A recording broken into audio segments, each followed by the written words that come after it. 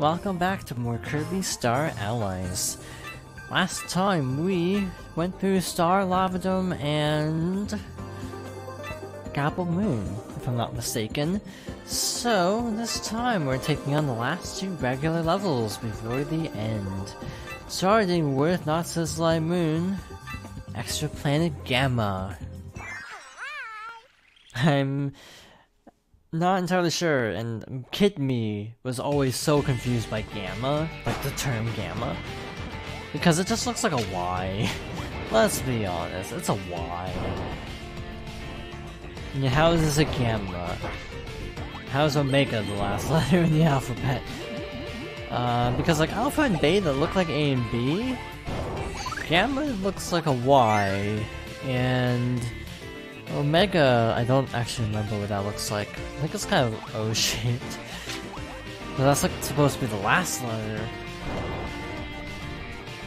So it's kind of interesting, you know, how the Greek and Arabic alphabets start out looking kind of similar to each other, and then they trail off very quickly. But anyway, gameplay. This is a very standard thing. We're just kind of moving with the sliding puzzle. I've played enough Professor Layton to know how this is going to end up.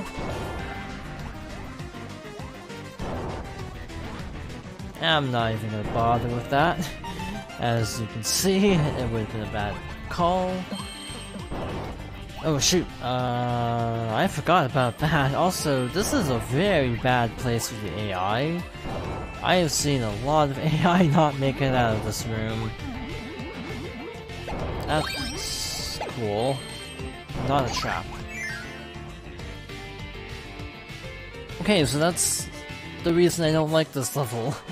Replaying this level is kind of a pain, if I'm gonna be completely honest, just because you have to do that slidey thing like every time if you need to replay it.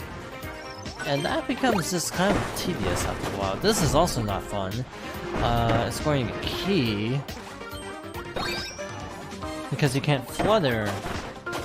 I almost said flutter kick. You can't float with a key, so you have to actually be super careful about your jumps. When you do that, you end up in this room, where we get another combine power that we didn't really have a chance to see before. This is Icicle Lance. Basically, if you do like your down up Y, I want to say, as water, and then someone hits it with ice, you just shoot out a ton of icicles, which is a really cool move, and actually allows you to do this puzzle without needing anything like ninja or sword or cutter. I remember being so confused by this puzzle on my first time through it, just because I thought like, wait a minute, how do I get through here? Just chop all those blocks down, and there you go. There's the puzzle piece, and a lot of goodies as a bonus. Wait, could I actually, because of this skating, I'm actually now gonna have to test this. I'm probably gonna take damage in the process, but still. You can skate on lava, unless you hit a wall, in which case you break out of the skate animation and take damage, so not super helpful. I never knew you could do that though, so that's neat. I love discovering little small details in games that are not obvious. And that is an example of a small detail. This is like a really groovy remix of Midnight's theme, and I'm all in. Fun fact, I think I've talked about this before, but I usually don't play video games with headphones. Like, I very rarely will. And so, in cases like this, I'm like kind of hearing the soundtrack a little bit blind.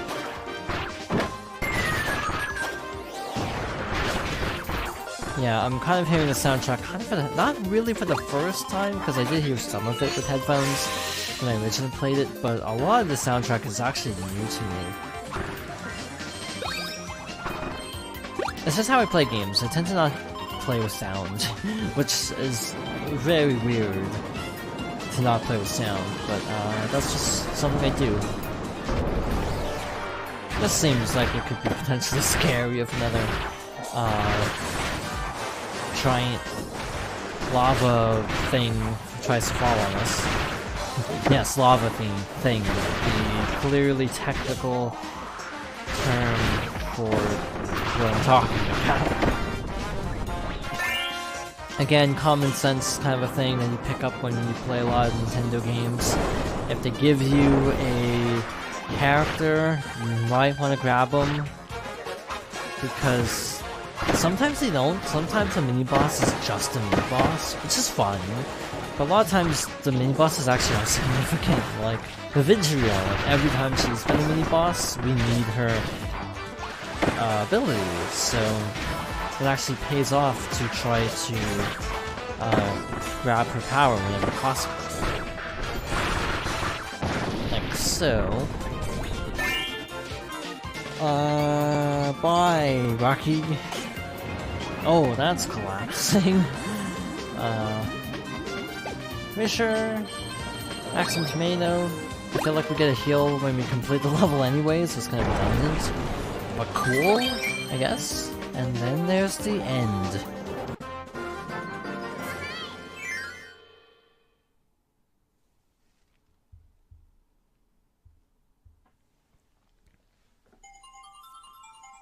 Kind of a weird little detail, but I actually liked how the camera was zoomed out so you could kind of see the scope of the mountain that we just climbed up. Just kind of one of those little visual details I find kind of neat. Not essential, obviously, but kind of cool. And look at that, we don't have many puzzle pieces left to go, do we? Kind of scary, actually. Not scary, that's not the right word. It's kind of intimidating being at the end of the game already. Sizzly Moon is our last stop on this current journey. If we look at our stage list, it's the only one not cleared, and only a puzzle piece awaits us. You know how I said I wasn't looking forward to a puzzle piece? It's actually this level. Like, I was getting everything mixed up, it's actually this level. This puzzle piece is slightly intimidating to get. Especially blind, because a lot comes at you very quickly. It doesn't give you a ton of time to react to it.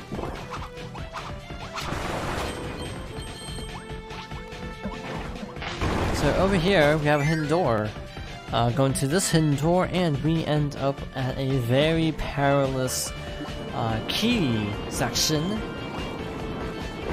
Like how they're awkwardly trying to dodge. And I'm right above lava, so we better not stand here too long. So you just kind of have to sequentially move your way down, letting the giant... Well, I almost want to call them meteors, but since they're coming from a volcano, they're not really meteors.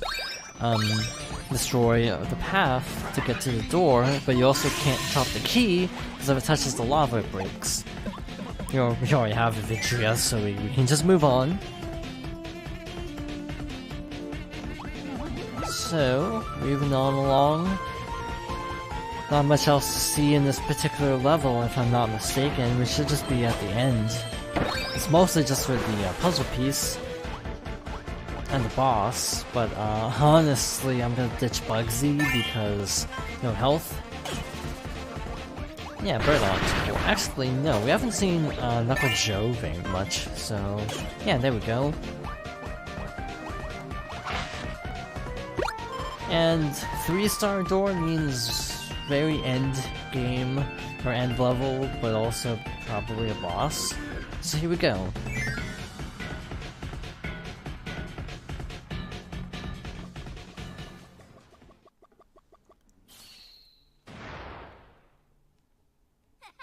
Bahaha.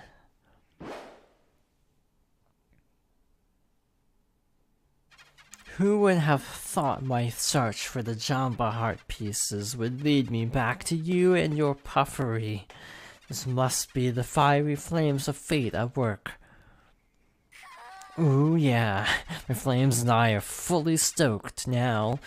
Beware, you puny pink pest. In the name of Lord Highness, I'll turn you into a burning ball of meddlesomeness. Bringer Flame Flamberg again. Obviously we're switching the water element for this fight for very obvious reasons. Shouldn't have to explain this decision. I think ice is also effective. I'm actually not sure on that though. I actually don't know if it does more damage or if it's different elemental effects. Like freezing the water, or, you know, putting out the water, or the fire. Dribbly, are you okay over there? I lost my flame sword, or scissor sword. No, Dribbly won't get it back. Dribbly's being mean. Dribbly, what the hell? There we go, finally.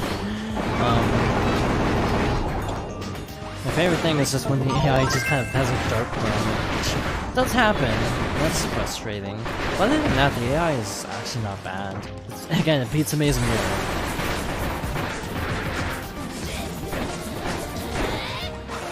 If you can put out that fuse, you can skip this phase, but it's really fast in this fight. The red stars are new.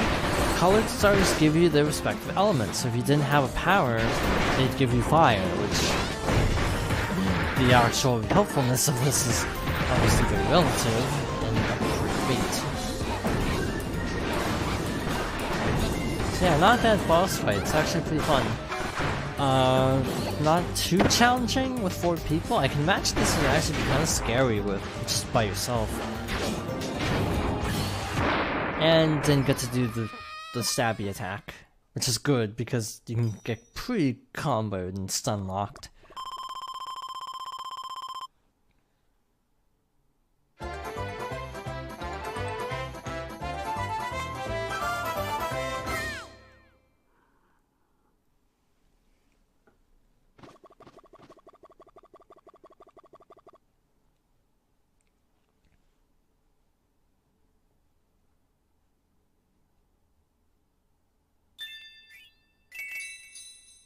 And there we have it, our last regular level, minus obviously the final couple levels.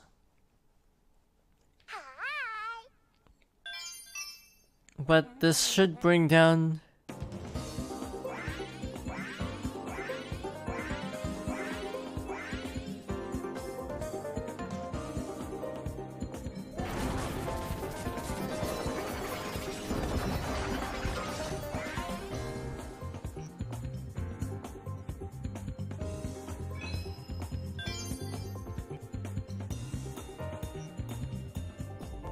as I was saying, it should bring down the shield. I just wasn't expecting a full cutscene of bringing down the shield. I was expecting maybe, like, just in-game, or just, oh, the shield's down. I forgot there was a cutscene. Jambastion base. And then it looks like there's still one more level over here. So we'll be taking on those two next time, hopefully. If all goes well. These are very long levels, so I can't promise we'll actually get through them all. To be perfectly honest. We'll try. Hope for the best. But anyway, next time, we'll be tackling the Jambastion base. So thank you for watching, and I hope you join me next time for more Kirby Star Allies.